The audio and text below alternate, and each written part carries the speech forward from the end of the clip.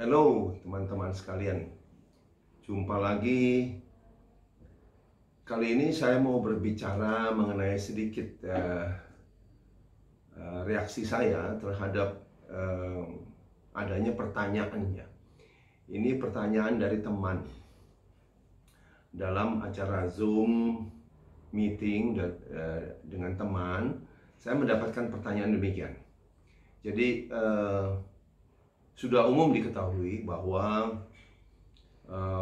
vitamin D itu sangat membantu fungsi jantung dan sistem lain-lainnya dalam tubuh kita. Tapi hari ini kaitannya dengan sistem kardiovaskuler, ya, sistem jantung dan pembuluh darah. Jadi sudah umum diketahui bahwa vitamin D itu sangat membantu sistem jantung dan pembuluh darah kita. Bahkan banyak sekali penelitian, studi yang menunjukkan hal itu. Kalau bisa saya simpulkan dari hal-hal yang kita anut selama ini, yaitu bahwa orang dengan kadar vitamin D rendah dalam darah, kadar deficient vitamin D, itu kemungkinan mendapat masalah atau serangan jantung 40% lebih besar daripada orang dengan vitamin D yang optimal, yang bagus, ya. Tapi yang menjadi pertanyaan adalah kira-kira September tahun lalu itu ada penelitian besar, ya, studi besar yang menyangkut ribuan orang yang dinamakan Vital Study. Vital itu VITAL. Sebenarnya itu singkatan dari Vitamin D and Longevity Study. Melibatkan ribuan orang. Jadi saya perhatikan metodologi penelitiannya juga bagus, yaitu double blind randomized prospective study, ya, dengan kohort. Yang menjadi pertanyaan adalah di studi ini, ya, ada 2 dokter dari institusi yang bergengsi yang mengatakan bahwa pada kesimpulannya hasil studi itu menyatakan bahwa efek atau benefit dari vitamin D terhadap jantung sebenarnya diragukan, bahkan dikatakan tidak ada, ya.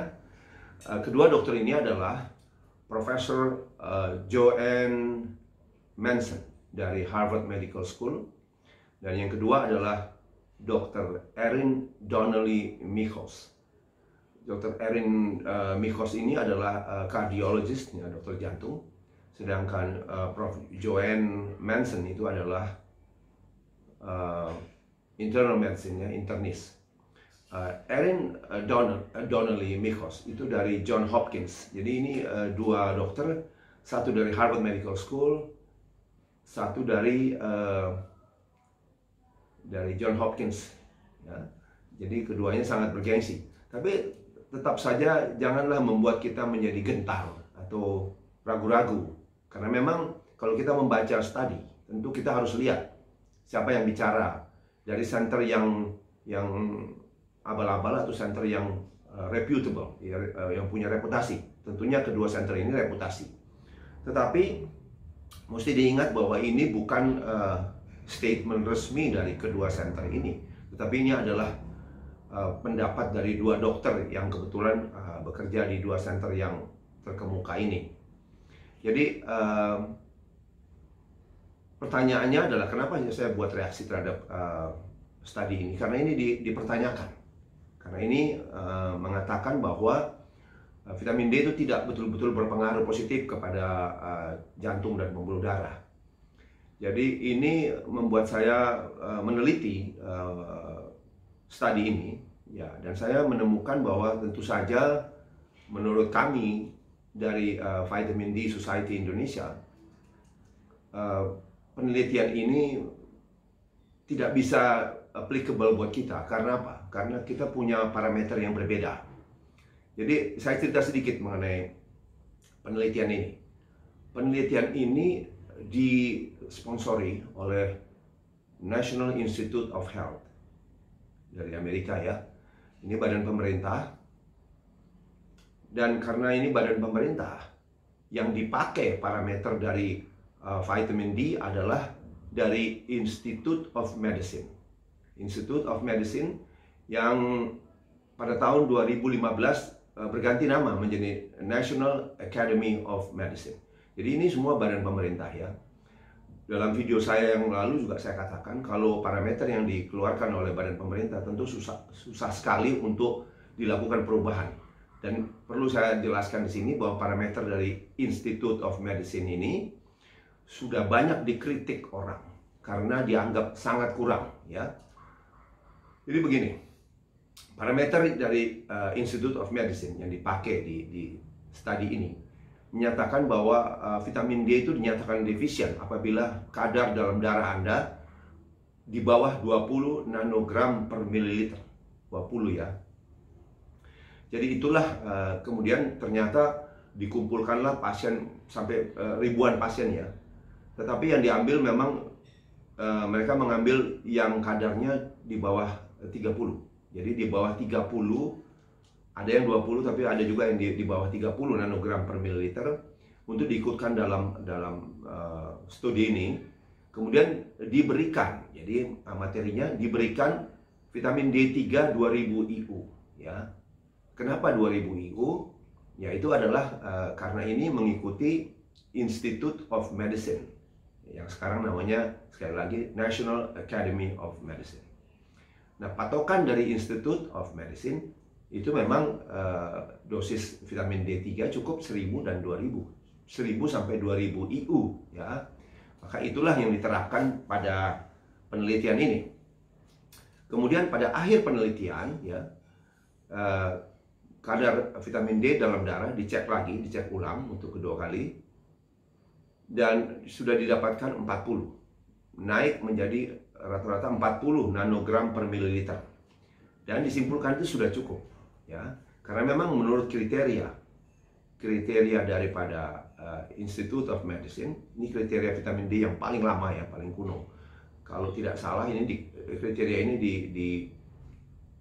dikeluarkan tahun 60-an ya. Jadi kriterianya adalah sebagai berikut.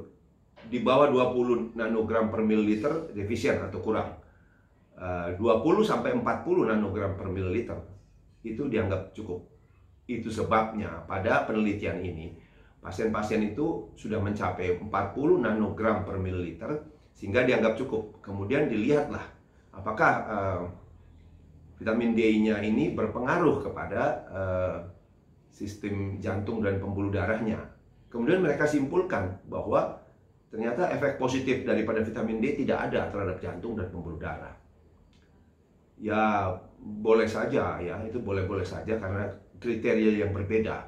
Tanggapan saya dari Vitamin D Society Indonesia, karena Vitamin D Society Indonesia ini berkiblat kepada Vitamin D Council USA dan Vitamin D Council UK, di mana mengatakan bahwa yang optimal atau istilahnya adalah normal high, atau juga ada istilah lain yaitu COBL, Clinical Optimal Blood Level. Jadi kadar darah vitamin D yang optimal secara klinis itu harusnya 80 sampai 100. Itu yang kita anut, 80 sampai 100. Jadi kalau pada saat mencapai 40 nanogram per mililiter dinyatakan tidak ada efek positifnya terhadap jantung, ya pasti, karena menurut kami harus 80 baru ada efek positifnya. Jadi analoginya barangkali seperti begini. Kalau kita sudah terbiasa dengan motor besar ya, motor besar itu katakanlah, saya tidak mau sebut merek sih ya, katakanlah 1000 cc ke atas ya, motor 1000 cc ke atas kan sudah enak. Kemudian tiba-tiba kita harus menyesuaikan, suruh naik motor bebek 100 cc. Ya begitulah kira-kira. Jadi padanannya begitu. Jadi tidak nyambung ini.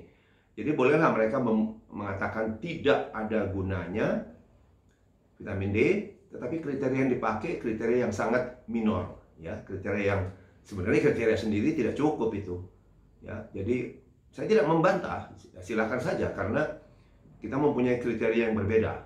Jadi sekali lagi, walaupun mereka dari center yang reputable, yang punya reputasi, tapi kriteria yang dipakai, mohon maaf, tidak sesuai menurut saya. Itu kriteria saya, itu kritik saya, reaksi saya terhadap video ini. Sekali lagi saya katakan, ini studi ini disponsori oleh National Institute of Health. Saya tidak tahu, tapi kesan saya boleh berkata ini kesan saya, bahwa kedua dokter ini memang berusaha mendiskreditkan vitamin D. Kenapa? Nah, itu Anda mesti mengerti bahwa di Amerika sana ya tentu banyak sekali hal-hal yang bersifat politis. Itu sebabnya kriteria yang sudah kuno itu juga tidak dirubah-rubah, karena ya Anda mesti mengerti adalah permainan-permainan macam-macam sehingga vitamin D ini didapat reputasi jelek. Saya cuma mau mengingatkan, kalau Anda tidak minum vitamin D Anda, vitamin D3, maka suatu saat Anda akan minum obat. So if you do not take your vitamin D daily now, it means definitely you will have to take your medicine later on in life. Jadi tinggal pilih. Kita minum vitamin D3 yang banyak sekali manfaatnya, sudah diakui oleh sangat banyak penelitian. Kalau masih ragu, tentu karena hidup itu pilihan. Kalau masih ragu, ya sudah, tidak usah diminum. Tetapi ingat pesan saya, Anda akan minum obat nantinya. Terima kasih perhatiannya terhadap video ini. Semoga ini bermanfaat, bisa membuka perspektif kita, ya. Terima kasih, sampai jumpa di video lain.